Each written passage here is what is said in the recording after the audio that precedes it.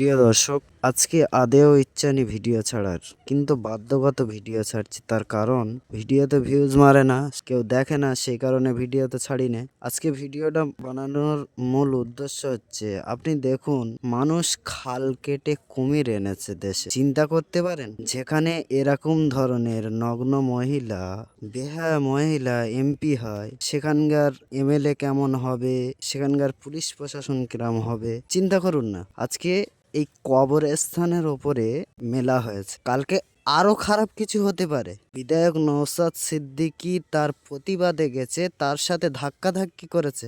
আপনি চিন্তা করতে পারেন কতটা নিচে নেমে গেছে এখন। চিন্তা করুন, বিধায়ক নওশাদ সিদ্দিকী কে বলছে শুধু ধাক্কাধাক্কি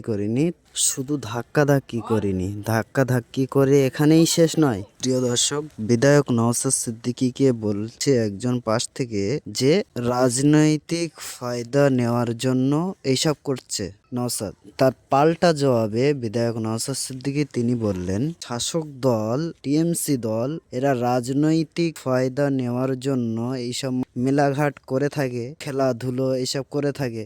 ঠিক কি বললেন প্রিয় দর্শক, আপনাদের মূল্যবান মতামত অবশ্যই কমেন্টের মাধ্যমে জানিয়ে যাবেন। আর ঠিক কি বললেন শুনুন। এখানকার লোকাল এমএলএ যিনি, তার নামে স্লোগান দিচ্ছে, পার্টি এই ধরনের স্লোগান দিচ্ছে না। এখানে বোঝাই যাচ্ছে একটা উদ্দেশ্যপ্রণীত ভাবে হয়তো তার নেতৃত্বে এই মুসলমানের অশান্তি হচ্ছে।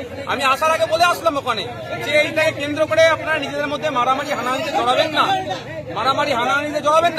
আপনারা হিংসায় জড়াবেন না।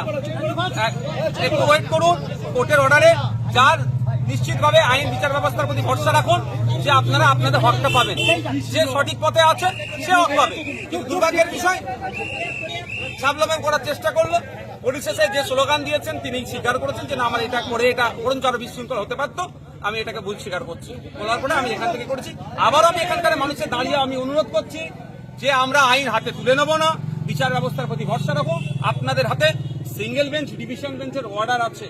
প্রয়োজনে এদেরকে আমি বলেছি, কবরস্থানের কমিটি যে মসজিদ কমিটি আছে বলেছি, সুপ্রিম কোর্টে যদি যেতে হয় নওশাদ সিদ্দিকী যাবে, ইনাদের হয়ে মামলা করবে, একটা পয়সা ইনাদের খরচ করতে হবে না। কিন্তু সাথে অনুরোধ করেছে যে এইটা নিয়ে নিজেদের মধ্যে মারামারিতে কেউ জড়াবেন না।